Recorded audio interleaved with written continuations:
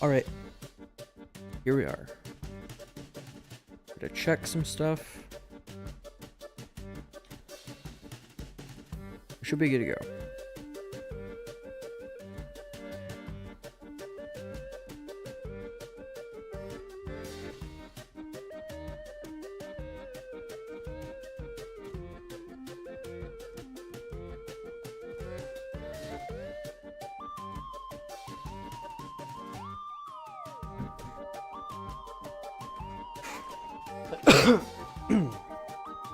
Oh, I am rolling over my headphone.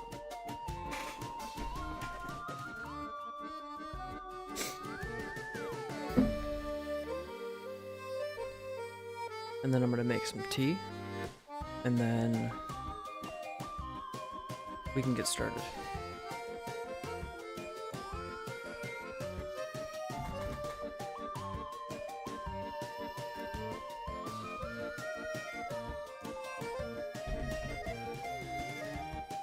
This is the end of the day, so this tea's gonna have to steep for a few minutes. Should I set it aside?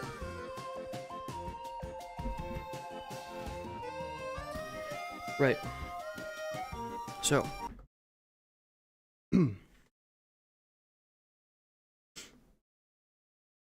The intention for today is to, well, I guess just start learning game development. I've been a software developer for coming up on 5 or 6 years now.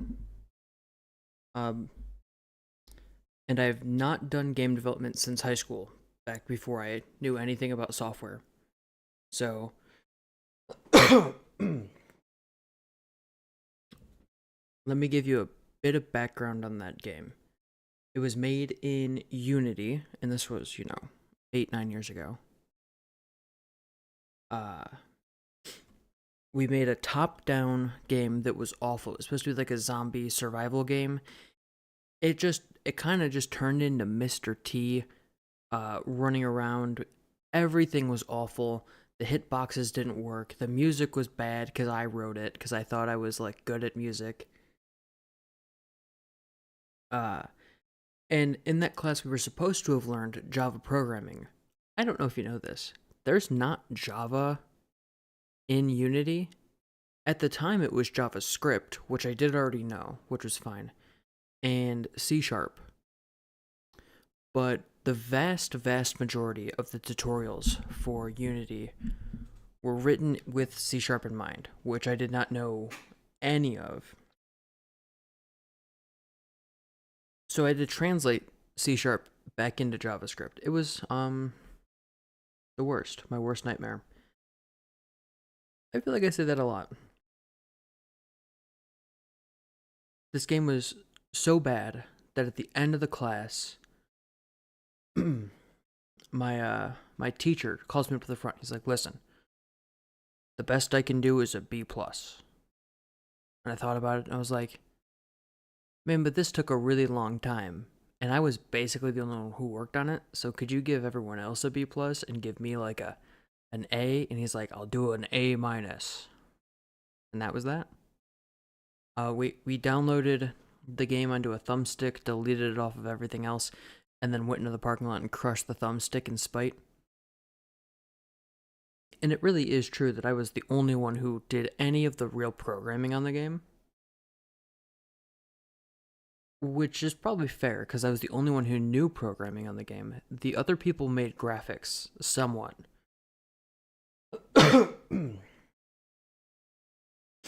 Really what they did is they went into like a pixel art creator, and they pulled up reference photos of, I can't even say what they are, can I? No, I'm not allowed.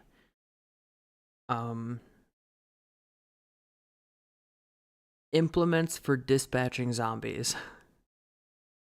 And they would just replicate those in pixel art, which, I mean, I think that's just kind of plagiarism, right? You definitely should not be working like that. Remove myself. Oh, no, I don't want to move the screen. You definitely should not be plagiarizing anything in high school. which that was, I mean, they were doing it without being in trouble until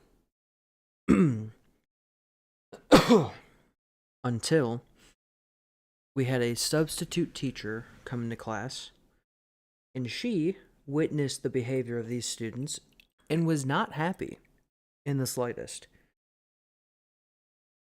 She threatened to call the police. It was a real bad time. We did manage to talk her down off the ledge, though, which was good, because I didn't want my friends to go to jail. Although we did spend a lot of that class not doing any sort of game development, any of us. We just played Pokemon, which is interesting because I don't know how Pokemon actually works. I played like a little bit of it, and then there was an online, definitely not a virus, whatever it was, version of Pokemon that just let you do the battling with your friends, which was cool. But I never actually figured out what the game is about, and I've not played it, so. Okay. I had a really good idea on a drive like 3 or 4 days ago. I was driving back from a few cities down south of me. And so it was like a 45-minute drive. Everything's kind of spread out where I live. And as I'm coming back, I have this beautiful vision of a video game that I'd love to play, but that doesn't exist. I was thinking of, well, I won't tell you the exact idea, but it's to do with assassins. And I had this idea. I was like, whoa! I fully fleshed it out in the car. I got home at probably 11 or 12 p.m.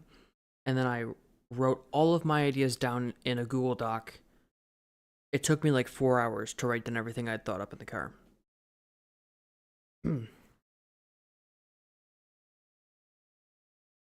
I do not have the skills to build that game. I don't have the skills to build any game outside of some simple things that I can do with just programming.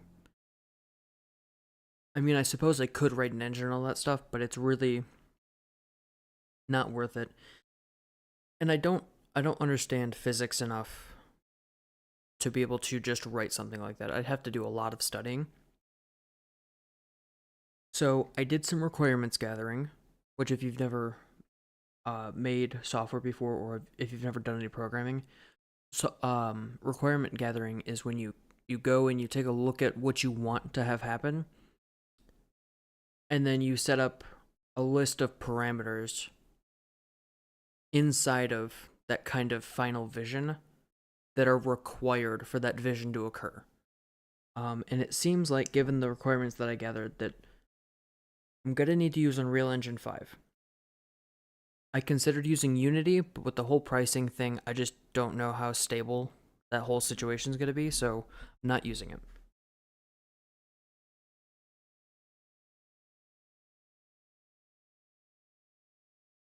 Unreal 5 is very cool, and if you are here to learn Unreal 5, I can't teach you because I don't know how it works. I know how software engineering works, so if you want to learn like process stuff around software engineering, sure, show up. That's fine. Um, this stream is going to be a lot of jumping around, basically just in Google. I'm not even opening Unreal Engine 5 today. I'm going to spend most of my time like watching YouTube videos on that to figure out how it works before actually trying to implement my ideas. But something that I can do right now is design. It is something that I'm specialized in. Well, not the design itself, but actualizing the design. And I mean, we got the basics of design and stuff in college. And so I'll talk about it. I'll educate where I can, and then where I'm not super educated in, feel free to like talk shit or whatever, or just let me know what I fucked up. Okay, so let's talk about basic design. Well, actually, let me give you a broad sense of what I want to have happen here first. So, since I don't have the game that I have, like the final, like grand vision of my design. I don't have that done. There's nothing on paper except for like basically just a document of ranting and raving, borderline like caffeine overdose nonsense in a Google Doc somewhere, in a loose definition of what that might mean in my brain. Since I don't have design for that done, I don't want to talk about the idea too much just because until I have a design fully fleshed out, I don't have the copyright for any of that idea. Well, I might have some right to the idea, but it's so much easier to prove you have copyright when you have a back catalog of a full design. Right? If someone else decides like, "Oh, I see this guy's building this game. Let me build the same game with a much bigger team and a budget that's crazy big." It'd be much easier to like call my lawyer and go, "Hey, pal, some people are trying to steal my idea. I have proof that I've done it. This is surely going to be a massive success." Well, it is in the States. It's not really everywhere else. Notably, something I learned that I'm not a lawyer. I am not a lawyer.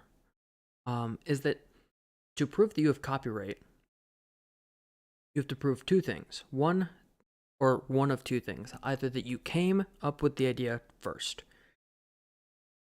Keep records of everything that you ever make.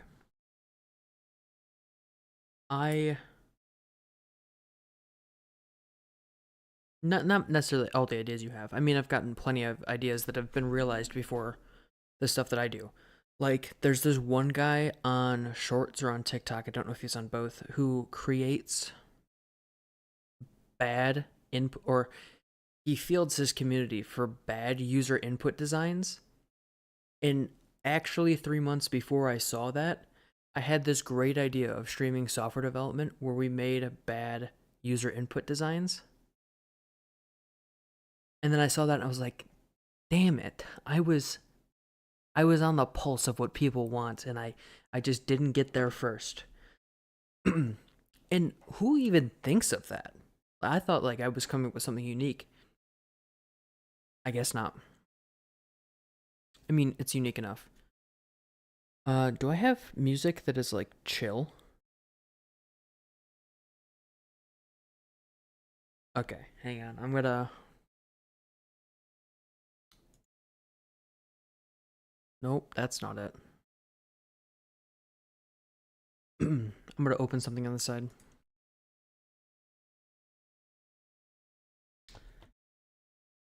Okay, what was I saying? Something. Oh yeah, write down everything you do. Just because eventually someone's gonna, come up with an idea that's eerily similar or even just a direct ripoff, and you need to be able to prove that you came up with it first. The other requirement, or the other possible requirement for copyright, or to prove that you're not plagiarizing, is that you've never heard the original work. Obviously, if you can't hear or see the original work, it's not plagiarism. Like plagiarism involves copying something, and if you've never seen it, you can't have copied it. It's just a logical. Okay, let me see. I might have to change up my music selection entirely. Because I noticed yesterday when I was streaming, I got a little riled up by the music, I think. It was just too much energy.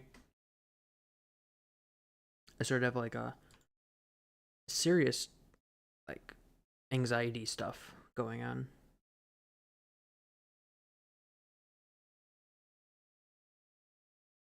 Um why do these all try and get loud? I don't like it. I'm listening to music on the side, by the way.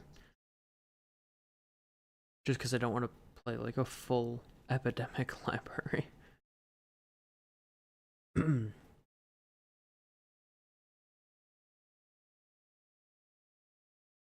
No, not house music.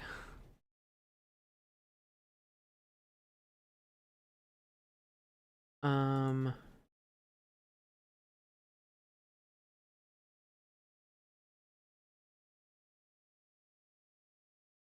sure, let's take this. This, download.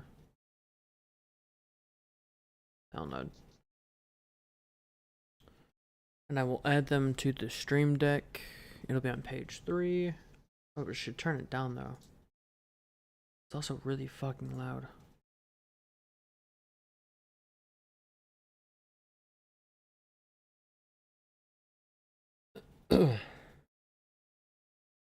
Okay, sorry, just 1 second. I gotta get this music situation going.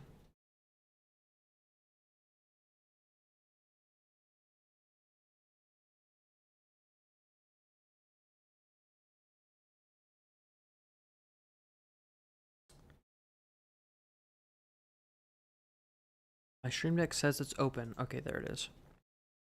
Bup, bup, bup.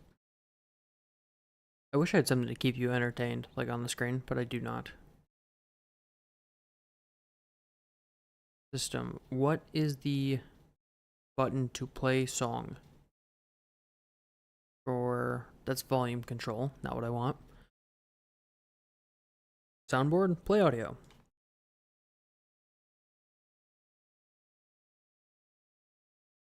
I thought there was a play pause audio. Maybe not.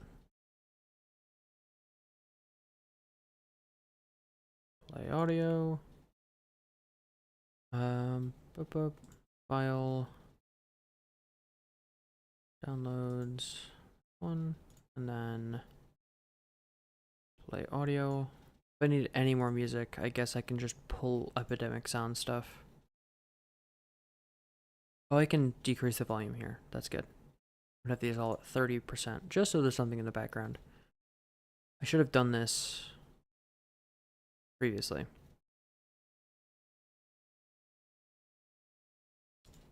Right on. Okay.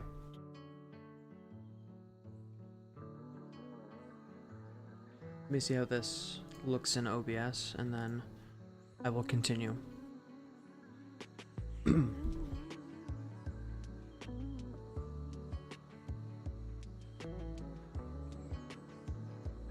Okay.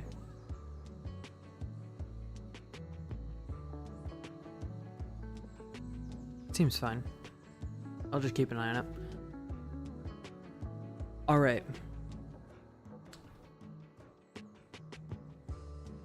So, in lieu of not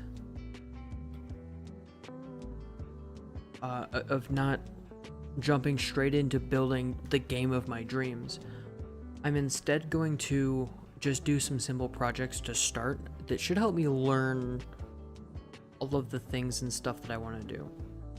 And you'll be able to glean some of the requirements based off of what I'm doing. Not all of them. I'm doing some project ideas that are outside of this vision, but definitely the things that I cover inside of projects, or definitely the things that I want for that final vision, are going to be reflected in these projects at some point. So I'm actually going to take this off the screen really quick. I will give it back to just me while I pull something up.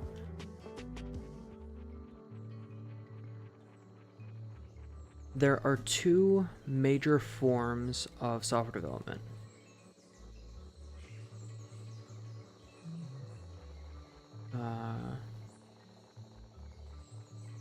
Okay.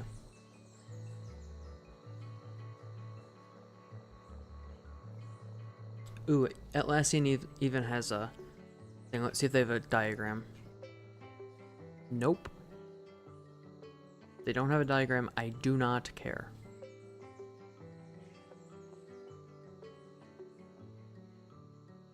Alright, this kinda works. Let's open in tab. I do not want to open the link. I want to open the image in new tab. Open image in new tab. There we go. And I should definitely give credit for this. Oh, this is okay. This is iStockphoto.com. they definitely ripped it from someone else too. I guess it's fine.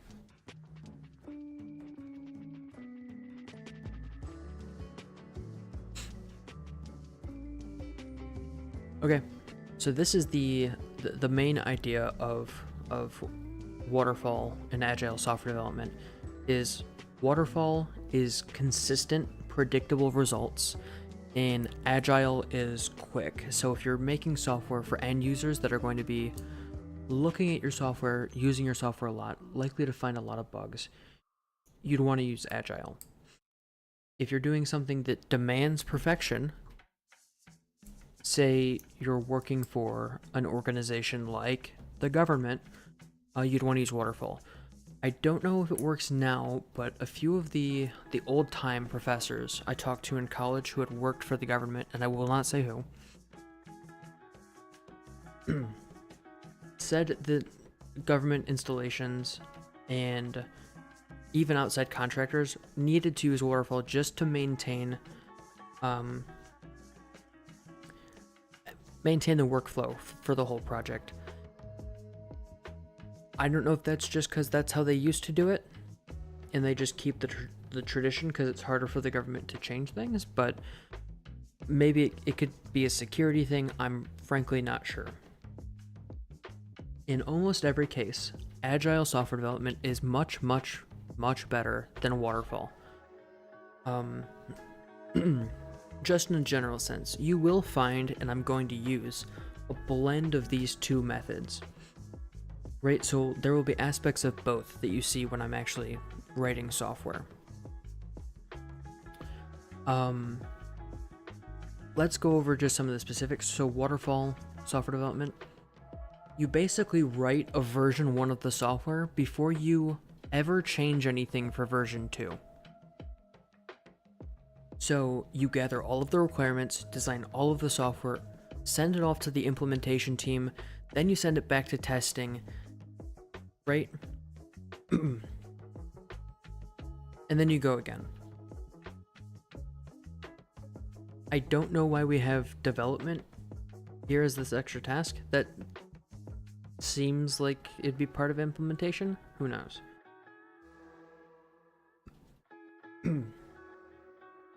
And if you find a flaw in any process, typically you can go back to the start.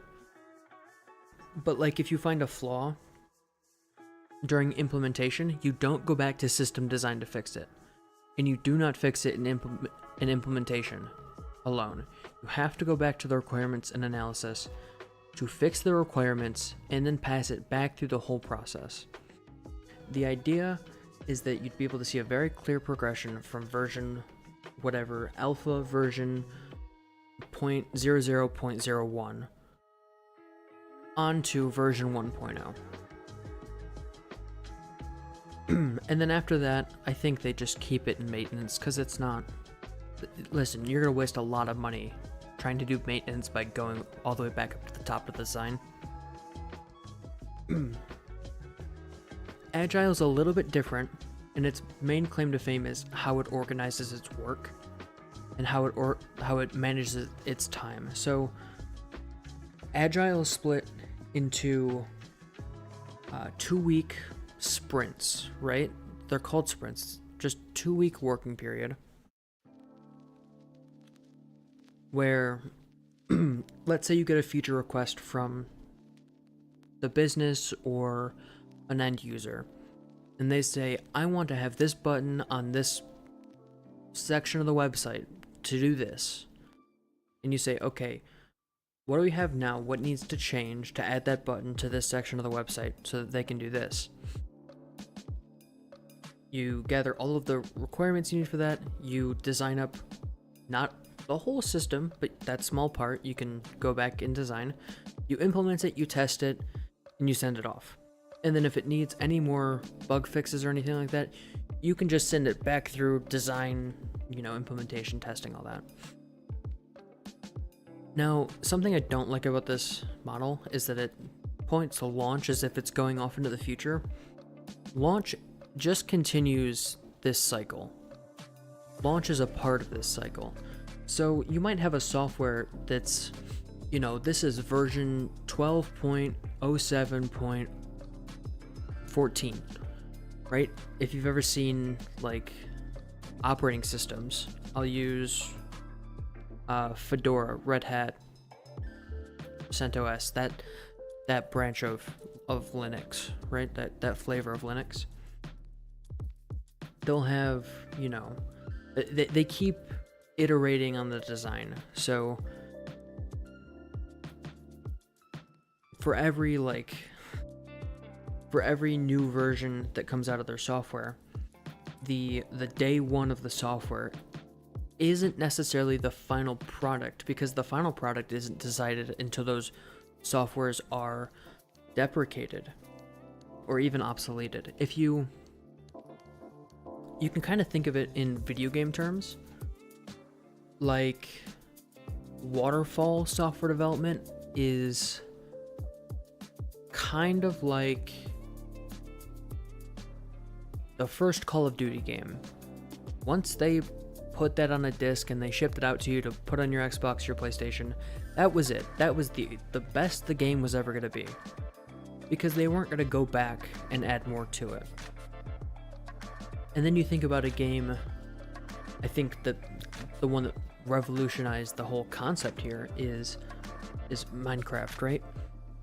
They took a very simple idea and then they kept expanding on it and iterating on it, using this kind of agile model where they added new stuff. Every new version that came out was new features. And then, you know, eventually they hit version 1.0, but that still wasn't the end. That's kind of where they felt happy calling this a finished game. Like, they'd be happy if they stopped here, but no, they're going to keep making more. Yeah, so I'm going to be using Agile, but it's got to be a little different. Instead of using that iterative approach at the start, like it just doesn't make sense for me to work in two sprint increments, because one, I answer to no one. I am a sentient bowl of soup here, you know? I have no boss for this project, no stakeholders besides me. There's no reason to keep pestering myself for new requirements when I've already thought of what's going to happen. I kind of already have the design in my head, and so there's no reason to. If you want to, on your own projects, do a fully agile thing, that is a-okay. If you want to do a fully waterfall design, that's a-okay too. Do what makes you happy. For me though, I just think really, really quickly, and I'm able to design software so well in my head that there's no real use to having that fully iterative approach all the time. Instead, what I'm going to do is I'm going to fully design everything I can think of for this new software. And then anything that I don't think of that comes up spontaneously in the moment, I will use Agile for. So it'll be like waterfall at the start, then Agile, and then at the end, you really will have what's depicted in that image, which is that when this is done, I'm never gonna make a version 2 of this stupid, silly game. Which gets me into the idea. So I was thinking of games that I already know, because, you know, like Adam Savage says, if you're trying to fill out your portfolio of good work, the easiest way for other people to identify that you've succeeded, because obviously they won't know what vision you have in your head, is to replicate things that exist already. So he says in his video, he does a whole video on this, that whenever he gets applications, interns, or whoever who want to, you know, work with him on a project, and he sees, you know, sculptures that are abstract, or any sort of art that is abstract, that art has less weight to someone who needs, you know, needs things to be exact, than if someone comes in and they've made, I don't know, if they've like reproduced a prop from a movie, you can check the movie and you can check the prop and you can see how close they are, and then that gives you a solid kind of idea of how good this person is at making things. This is going to be much the same. So, the idea, and we're gonna pause really quick in just a minute because I need to go get more tea. The idea for this is I want to remake the carnival ring toss game. You know, the one where you have the little plastic ring. I'm sure they were wooden or bone at one point. And you throw the ring and it's got to land on the neck of a bottle.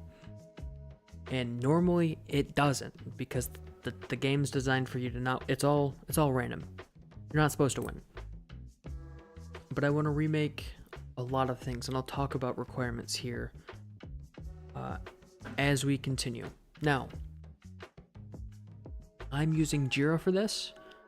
I'm just more familiar with Jira than really any other software. So that's what I'm doing. It's not perfect for what I'm planning on doing, but it's good enough. Okay. I will be right back. I'm gonna leave you with music. Have fun.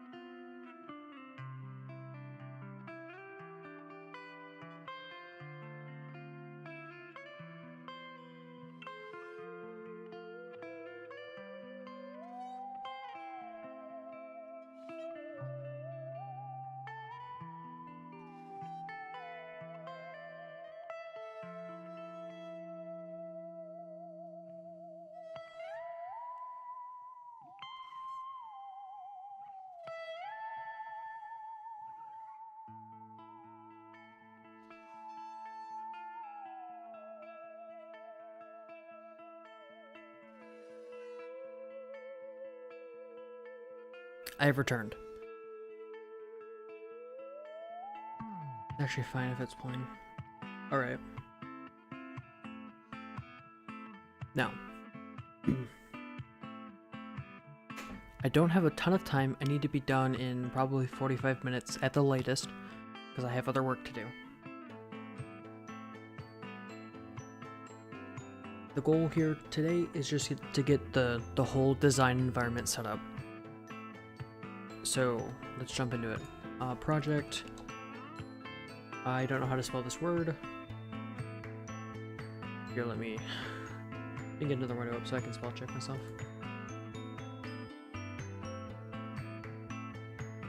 How do you spell this? Okay, cool.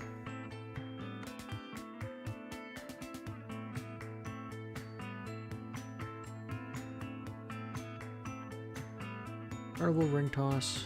There we go.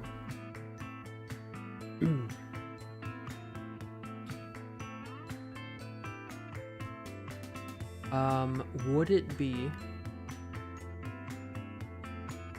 it be too meta of me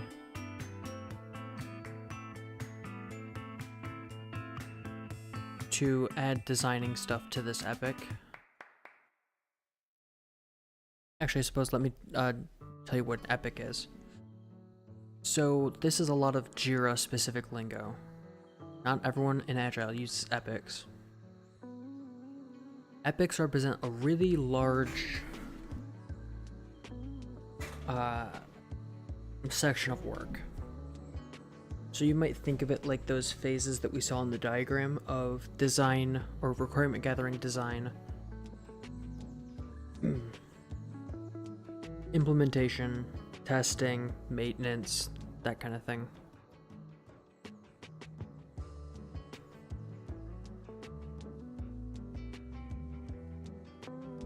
Okay. And then this is the Kanban board. Pronounced Kanban. I'd love it to be Kanban. It's not. So this tells you, if we're just going to do a little Jira dashboard kind of thing here. This is not set up how I would normally do this. So I will adjust a little bit. You can see here, this is split up into like multiple lanes, right? So competitor analysis, that's not something a developer would do. We see down here, create a snooze feature, that's developer shit. And then issues without an epic, go down here. And the Kanban board is to represent a sprint of work. So you assign tasks to people here at the start that get stuck in to do. And then as they progress through, they will put them to in progress while they're working on them. And then they move them to done when they're complete. I'm just gonna, off the cuff, it would be very cool if I could have some place that documents what exactly I'm working on at any given time, so that even when I'm off stream, I can kind of move these around. I'm just gonna note that down for me. I have dreams of building a website here in the future, so maybe.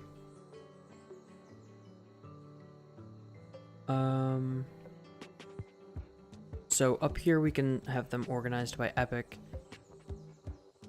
I probably won't do that. I don't know what this button does. Insights.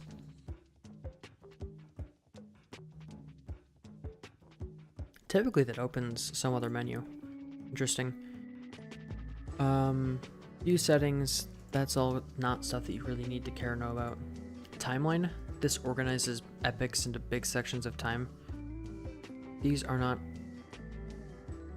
really useful increments, so I'm actually going to remove all of the epics for this project. How do remove? It's in here somewhere. Delete.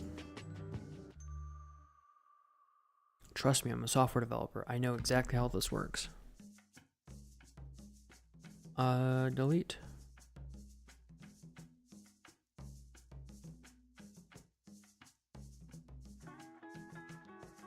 Under issues, I've never Never used issues for anything.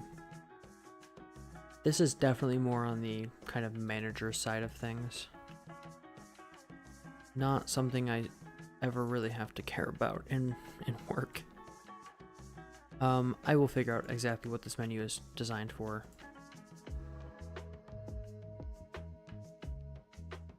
But let's go through and remove all these, and then we will browse some more of the features of this application. I'm also not a Jira expert, I've just used it quite a bit. Development, you can hook up Bitbucket and GitHub and GitLab and everything into here. I might do that. I think actually that might be good. Although I don't know how to manage a code base for Unreal in GitHub. Hopefully that's the thing you can do. Project pages. This is designing stuff with Confluence, I think. Yeah, Confluence. And this just allows you to save miscellaneous documents, documentation, that kind of thing. Shortcuts, you could like link to a GitHub repo. Project settings, not important for you. And then adding view, backlog. This is the important one. This is where I'm going to plan all of the work. And then there's obviously more stuff here. We look at reports, not something I need. Sprints, you know, who needs it? I'm not going to organize work into, I need to have this done in 2 weeks because that's just not how my life is right now. A lot of this is all just manager type stuff, not something I'm going to use.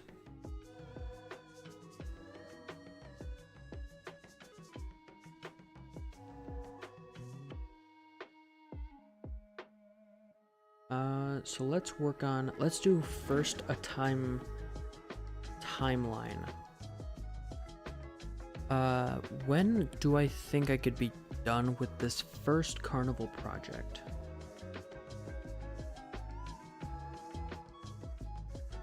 Well, I go out of town in a few weeks. So maybe I could try and have the design done by then. I think that's a bit of a stretch. Let's say I'll have the design done by at least before the end of March. Design.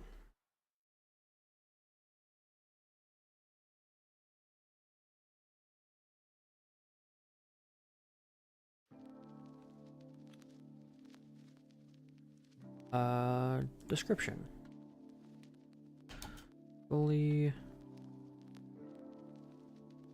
design the project in Jira. I will give it a better description once I know more. Obviously assign it to me. This is gonna send me so many emails, I should turn that off. Labels, start date, end date. Start date can be today, the 28th. And I don't like using a due date, but that's fine. Actually, you know what? That's a-okay if it just gives it a start date but no end date. That's cool with me. Actually, undo that. I cannot. Due date, delete. I like that that's ambiguous.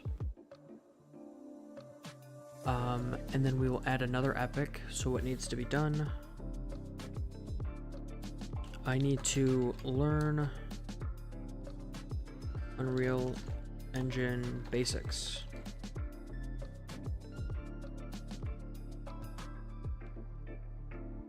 Get the basics.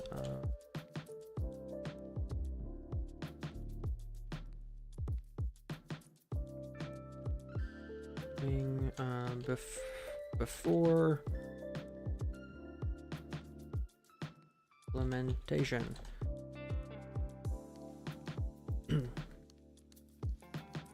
Oh, we didn't even add the record. It's fine. Start date. That starts today.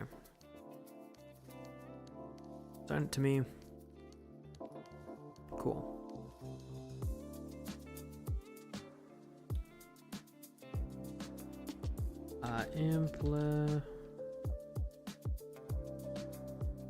I swear, I am so bad at spelling.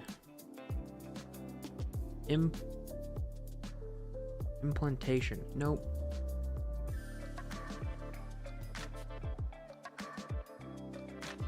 Did I spell it right this time? I was so bad at spelling in grade school. And let's aim to start implementation in...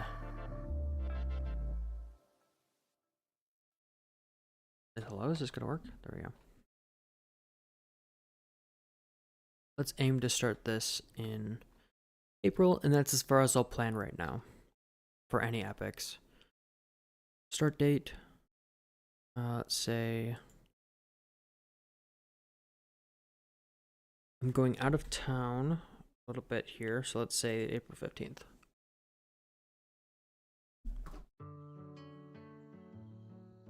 Cool. And assign it to me. So this is all the work I currently plan to do. See, I've given myself a little break in here because I'm going to be traveling a lot. I'm also going to be traveling a little bit in March, and I probably will not work on this during that time.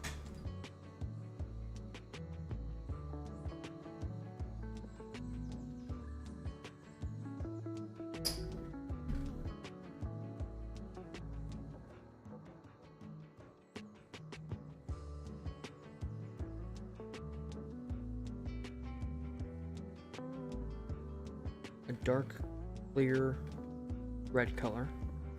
Drinking shoe pour tea.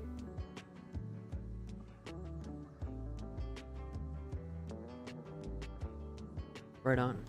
It tastes like dirt. Which is kind of the tea I like to drink. It just tastes like dirt.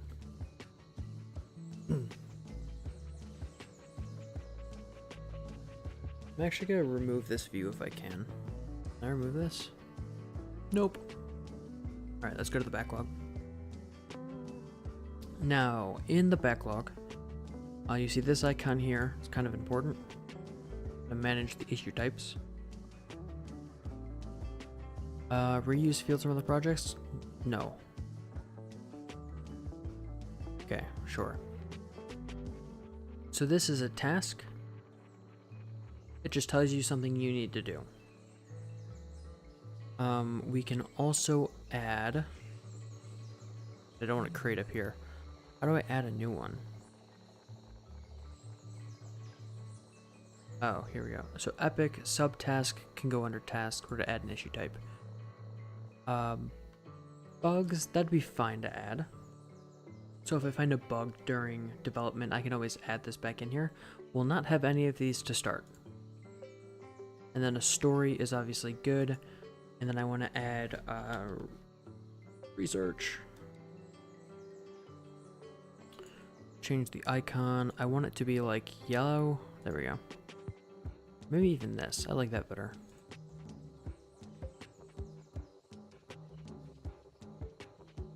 So with research, it's going to be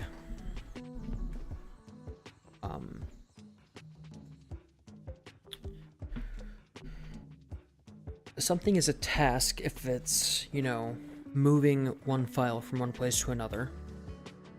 A story is going to describe a kind of a feature that we want to have. A story and a requirement are very similar. A requirement would be something like the program must not at any time use more than 6 gigabytes of random access memory.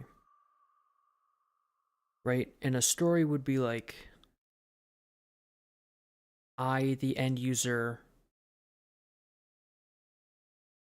want the video game to run smoothly on a system with, you know, 6 gigabytes of random access memory or something like that. You know, obviously more math and stuff to be picky about.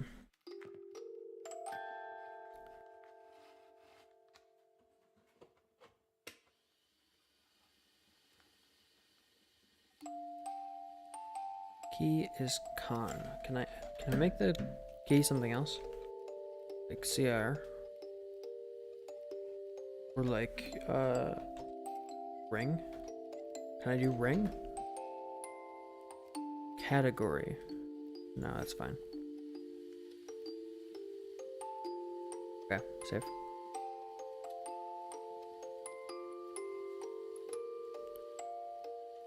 Now let's jump back to the backlog.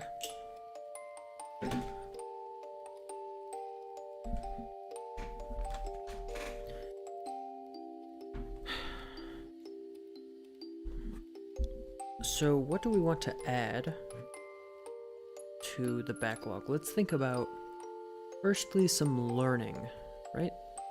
Let's think about learning. What do I need to learn for this game?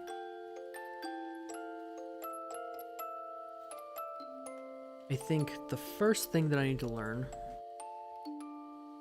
how to make, actually let's just say it, learn Unreal. I'm just gonna use, instead of Unreal Engine, I'm just gonna say UE. And actually let's add a project page for this as well. So let's try this.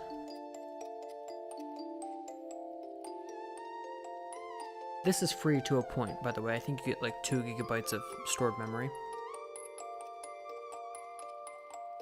I want to add a page of definitions so that when I look back on this, you know, after vacation or whatever, I'll know.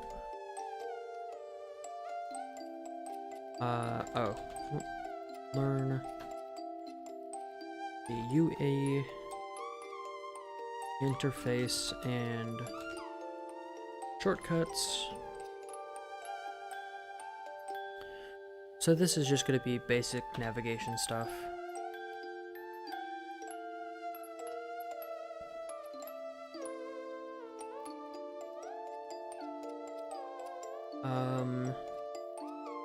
What else is important to learn to make a ring toss game?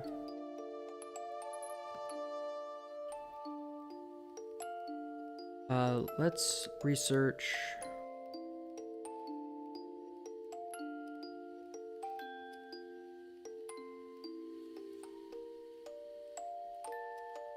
Actually, I want to edit the title of these. I want to make any research thing, I want to make it a question.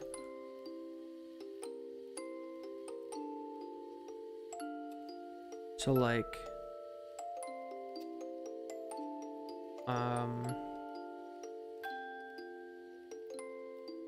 relev and items in the UE interface, and what are their shortcuts. Okay. Oh, did I spell there wrong? I can't tell. No, I spelled it right. Okay. Now what should I make?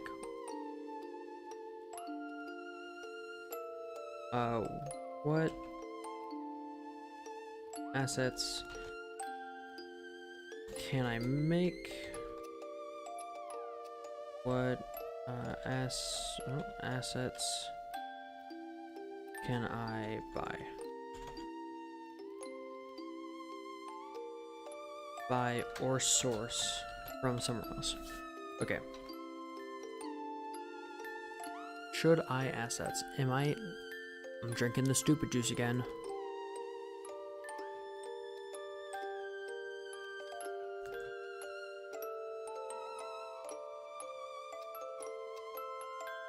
I could always add a subtask to this, which is that what softwares do I need to make assets? Right, obviously I'm gonna need assets for bottles, you know, people, things like that.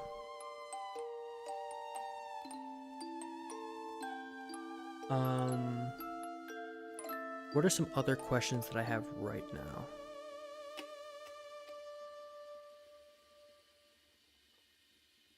How do I make User interfaces in UE.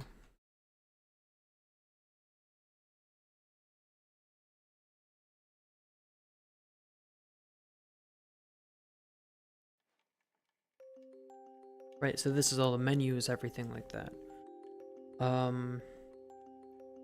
The game will not need save states, so I'm not even going to think about it right now.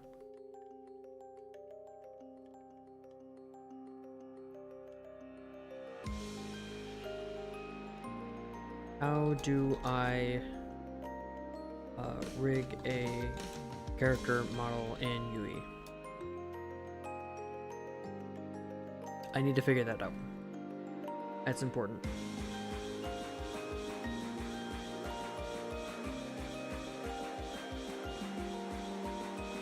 So how can I adjust physics in UE? And these are all questions that, when I answer them, I want to have an actual document of what my conclusion here is and how I came to that conclusion. So something like the relevant items in the UE interface, I've already learned a few of them because I was watching a video today on my lunch break.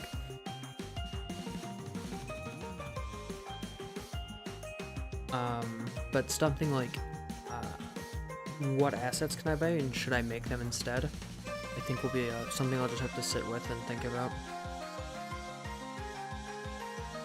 Too high energy.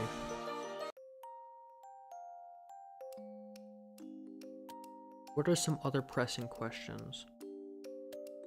I already kind of know what the gameplay loop is going to look like.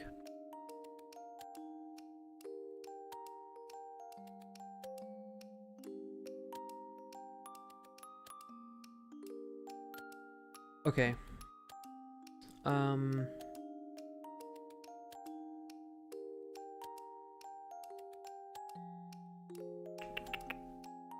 What other requirements should I add? Or just the research on, you know, basic how to use UE stuff?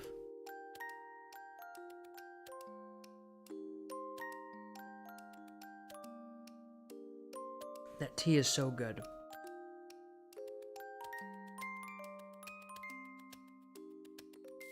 Also, we're coming up on time here in like a minute, so I might do the rest of this later tonight. I have to go edit some shorts for the rest of the week. Ideally, it'd be a week ahead, but I don't feel like spending, 20 hours on making shorts. Especially not when I have to sleep at some point.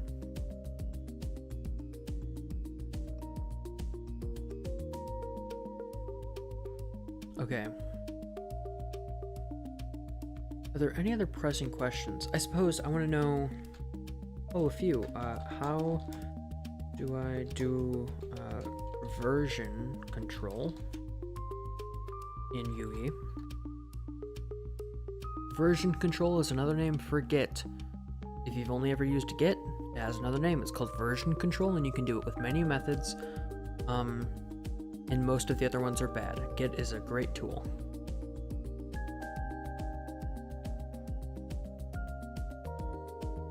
My cat has managed to flip his cat tree 180 degrees, and I have no clue how. Hey pal, are you okay? He's fine, he's sleeping. I'd show you a picture, but we only get the cat face reveal at 1,000 subs, so...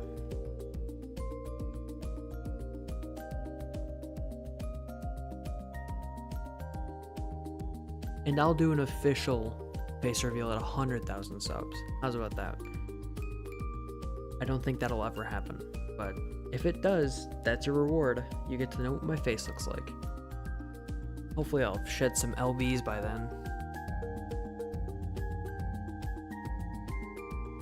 Okay, what next? How do version control? How do scenes and maps and etc. work in UE? I think that might just be everything I need to do. For right now, where do these go? These go under Learn Unreal Engine Basics. Or not all of them. Some of these will not be assigned to an epic. This definitely doesn't go to this one, unlike...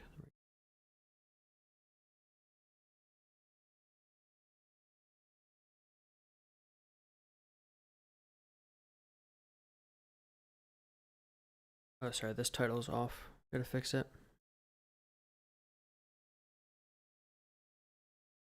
There we go. Fixed. Perfect. Okay, that's all I really have time for. So this is just a simple short stream on the design process I'm going to use for making video games.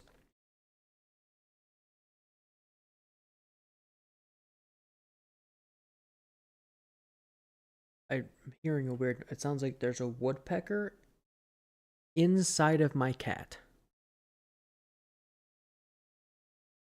He's making some sort of clicking noise while asleep, and I feel like I'm going to be the subject of some sort of 80s horror movie if it does not stop.